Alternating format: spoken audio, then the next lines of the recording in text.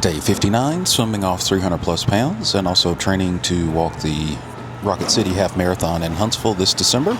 Managed to lock my keys in the truck while walking into the gym today. Instead of panicking, I decided to go ahead and do the swim first and deal with it afterward. Called AAA when I finished, and they showed up in about 5 minutes and got me back in the truck. Everything worked out, workout complete, crisis avoided. Hope you have a great day, and we'll see you tomorrow.